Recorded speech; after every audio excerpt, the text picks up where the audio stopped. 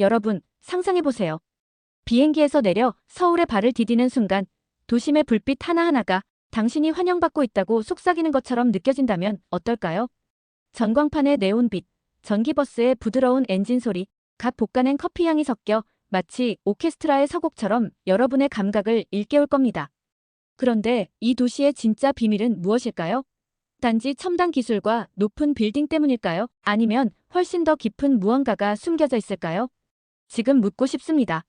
만약 여러분이 도착하자마자 한 잔의 커피를 주문했을 때 바리스타가 단순히 음료를 건네주는 것이 아니라 이 커피를 마시면 잠시라도 고민을 잊을 수 있다며 따뜻한 미소를 보여주면 어떨까요?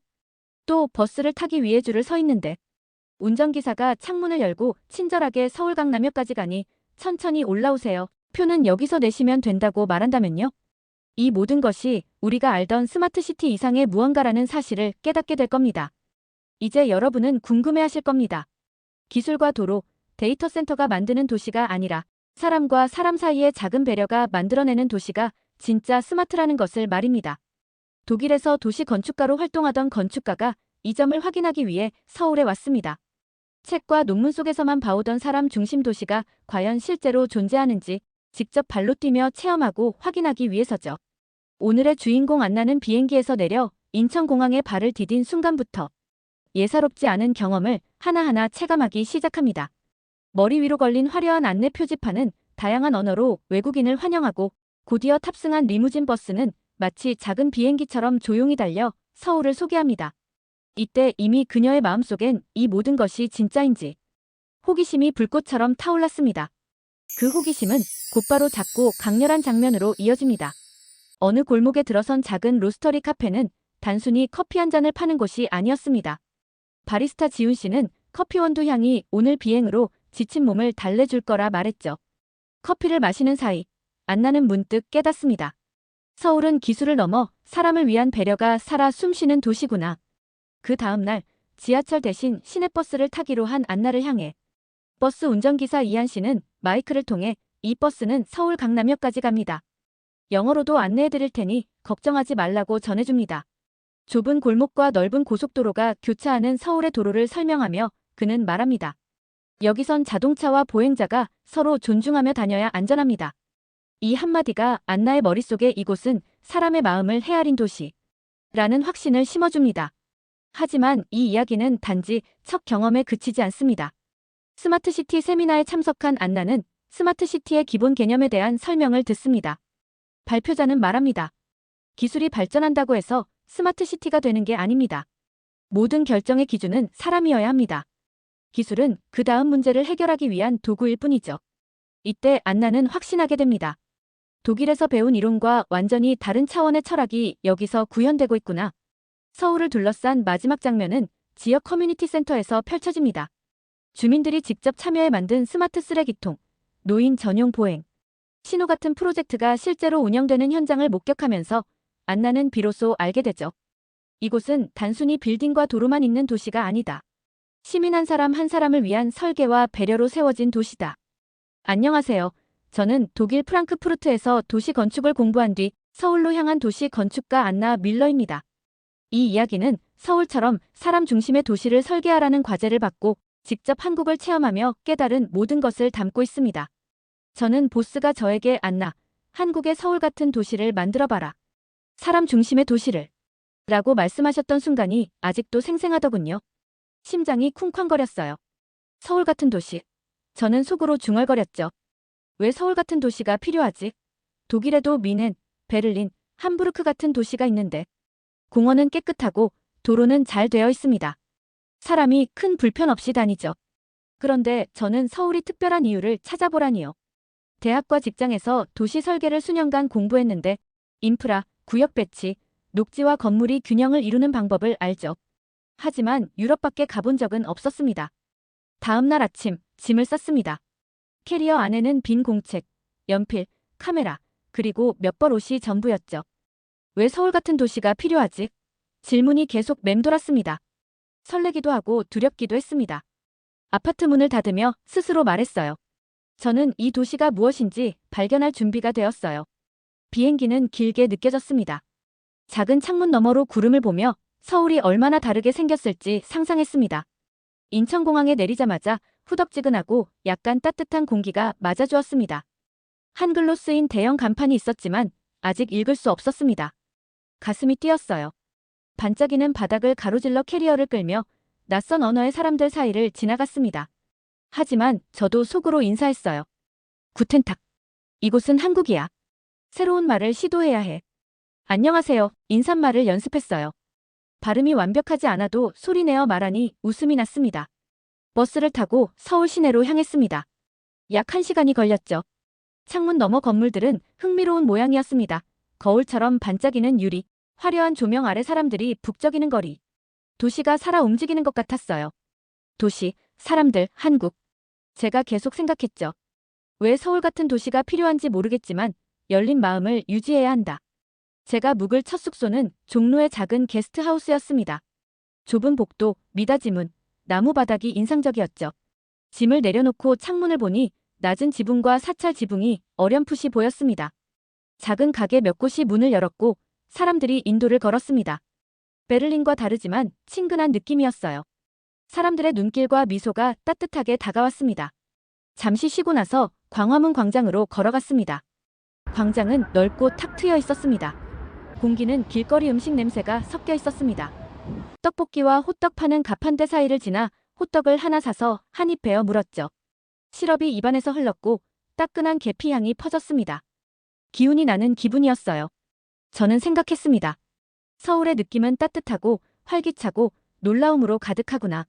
젊은 사람들은 손을 잡고 걷고 노부부는 미소 지으며 지나가고 거리 공연자들이 구석에서 춤을 추고 있었습니다. 광장은 웃음과 대화로 가득했습니다. 여기저기서 영어가 들려왔지만 대부분은 한국어였습니다. 저는 서툰 한국어 소리를 귀 기울여 들었죠. 노트를 꺼내 적었습니다. 저는 서울, 한국에 있어요. 흥분과 의문이 섞였어요. 왜 서울 같은 도시가 필요한지, 왜 사람들은 이렇게 서로를 신경 쓰는지 배워야 해요. 노트를 덮고 주변을 둘러보니 광장을 둘러싼 고층 건물들이 눈에 들어왔습니다. 서울 스카이라인은 유럽과 달랐습니다. 반짝이는 건물, 오래된 돌과 벽돌이 어우러진 건물, 작은 가게들이 줄지어 있는 길, 그리고 도로 위 버스와 자전거, 보행자가 함께 움직였습니다. 사람들은 시스템을 믿고 서로를 존중하며 살고 있었어요. 그 모습이 궁금증을 더 키웠습니다. 청계천으로 갔습니다. 서울 중심을 가로지르는 개울이었죠. 물이 돌 위를 부드럽게 흘렀고 사람들이 벤치에 앉아 물고기를 지켜보았습니다.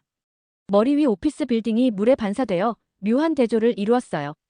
유모차를 미는 부모, 점심시간을 즐기는 직장인, 셀카를 찍는 청소년을 보며 마음이 평온해졌습니다. 이 도시는 사람을 위한 공간을 마련해 두었다고 느꼈죠. 저녁이 되어 게스트하우스로 돌아왔습니다. 노트북을 켜고 서울의 스마트시티 개념을 검색했습니다. 주차 공간을 찾도록 돕는 앱, 실내 에너지 절약 시스템, 장애인을 위한 경로 안내 서비스 등을 읽었습니다. 여전히 궁금함이 남아있었죠. 이 모든 기술이 어떻게 사람을 우선하게 만드는 걸까? 그 답을 찾기 위해 내일은 현지인들과 대화하려고 다짐했습니다. 잠들기 전 저는 속으로 되뇌었습니다. 도시, 사람, 한국. 왜 서울 같은 도시가 필요한지. 답을 꼭 찾을 수 있진 않더라도 배워야 한다는 마음으로 눈을 감았습니다. 다음 날 아침, 인천공항에서 받은 환영 문구를 떠올리며 버스 정류장으로 갔습니다. 몇 번 버스가 서울역으로 가는지 친절한 안내를 받으면서 서울은 정말 친절한 도시라는 생각을 되새겼습니다. 버스는 편안한 가죽 좌석에 깔끔한 실내였습니다. 기사님이 마이크를 들어 영어로 안내했습니다. 한국, 서울 버스를 이용해 주셔서 감사합니다. 약 1시간 뒤에 도착하겠습니다. 안전벨트를 착용해 주세요.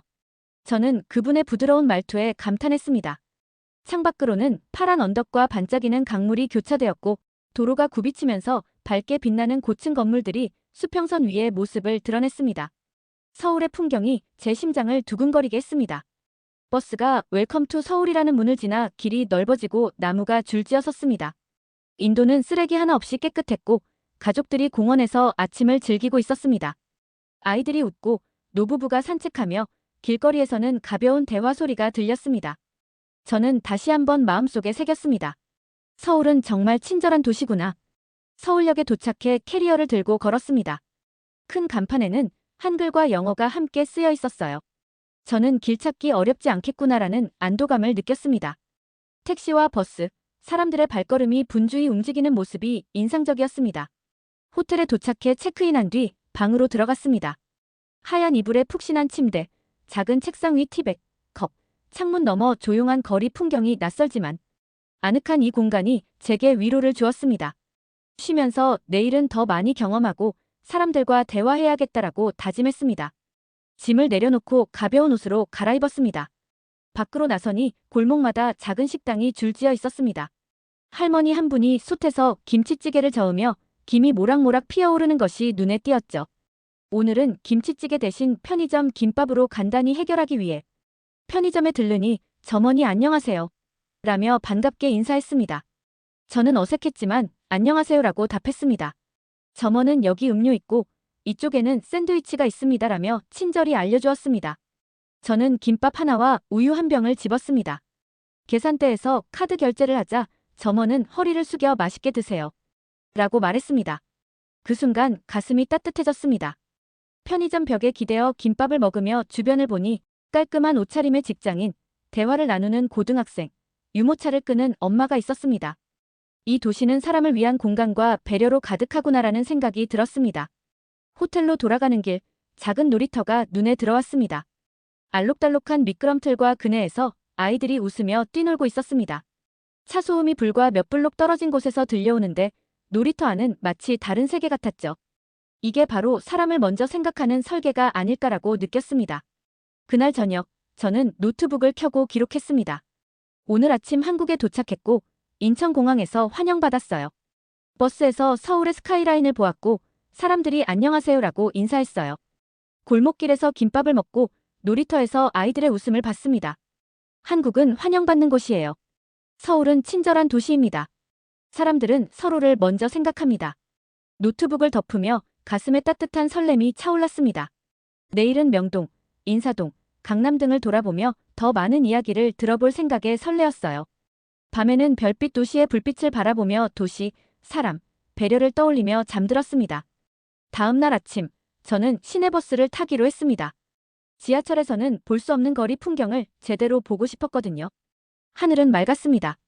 버스 정류장에는 이미 몇몇 사람이 서서 휴대폰을 보고 있었습니다. 버스 기사님이 친절하게 강남행 버스를 타면 된다고 알려주셨습니다. 요금은 1,400원. 저는 동전을 꺼내드렸습니다. 그분은 작은 종이 버스표를 접어주며 환영합니다라고 말했습니다. 마음이 한결 놓였습니다. 버스 안으로 들어서니 좌석은 회색 바탕에 알록달록한 무늬가 새겨져 있었습니다. 바닥은 반짝였고 손잡이는 선명한 노란색이었습니다.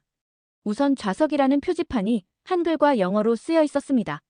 저는 앞좌석에 앉았습니다. 한 씨는 차분한 목소리로 마이크를 잡고 안내했습니다. 승하차 시 틈새에 주의해주세요. 영어도 또렷했습니다. 버스가 출발하자 창밖 아침 공기가 스며들었습니다. 자동차 경적 소리, 새소리, 승객들의 잔잔한 대화 소리가 섞였습니다. 저는 노트를 꺼내 적었습니다. 기사 아저씨의 친절, 깔끔한 버스 정류장. 한국은 규칙이 잘 지켜진다. 창밖으로 보이는 풍경은 인상적이었습니다. 왼쪽으로는 높은 아파트 단지들이 빽빽하고 앞에는 작은 공원이 자리 잡고 있었습니다. 아이들이 그네를 타고 교복을 입은 학생들이 손을 잡고 걸어가고 있었습니다.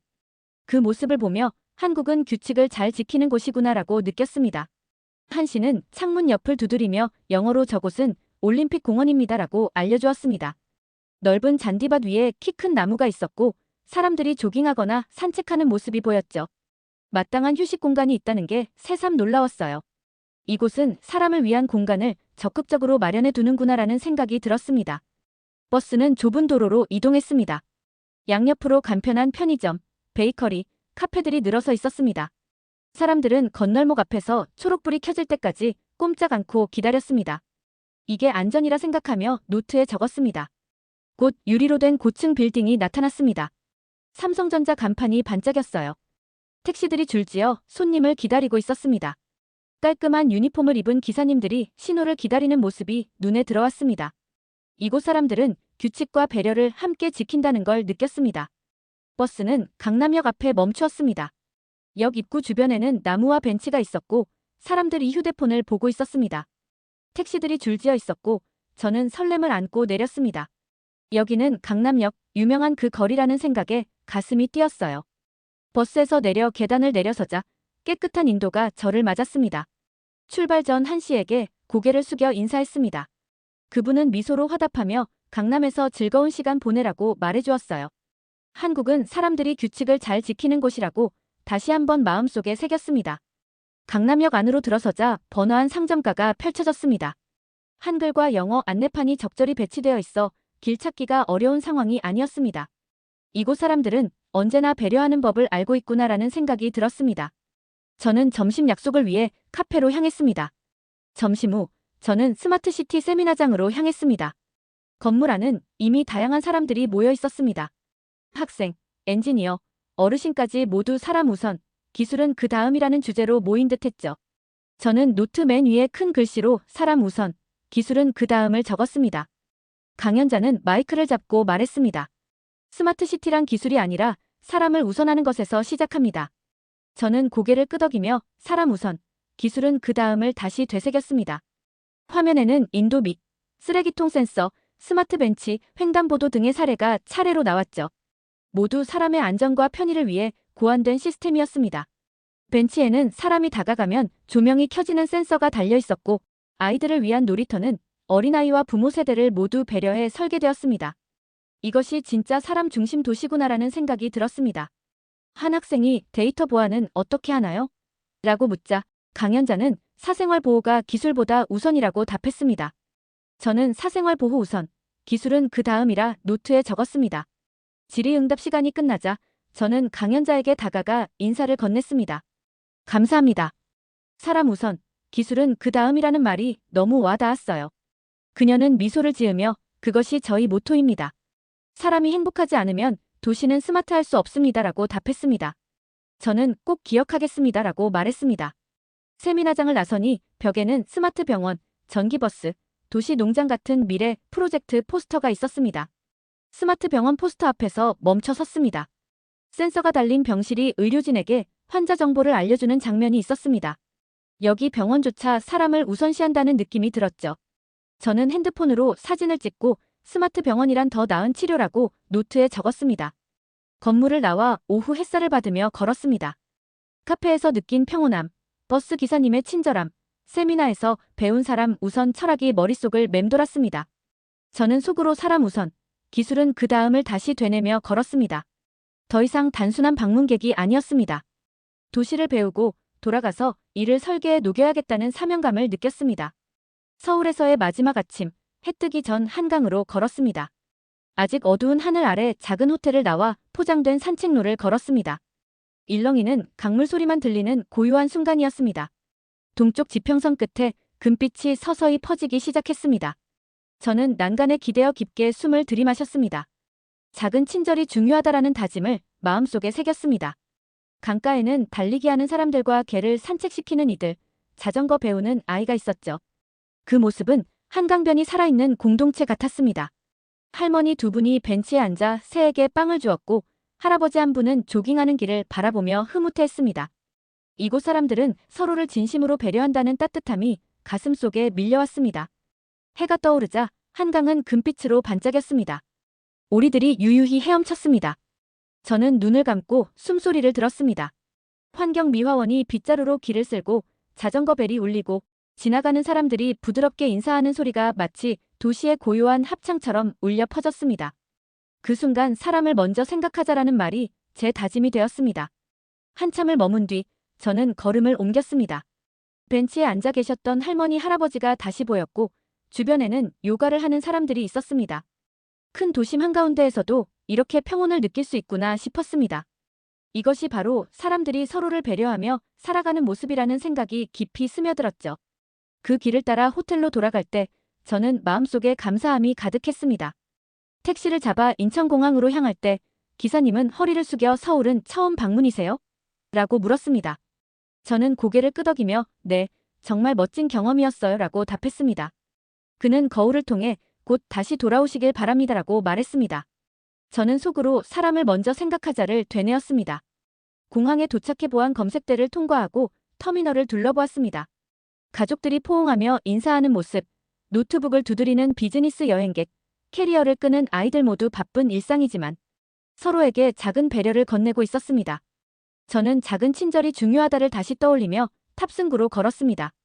비행기가 활주로를 향해 움직일 때 창밖으로 서울의 풍경이 점점 멀어졌습니다. 저는 노트를 꺼내 마지막으로 적었습니다. 한국은 항상 사람을 먼저 생각하게 해주었다. 할머니가 쉴 벤치가 있는 공원을 설계하자.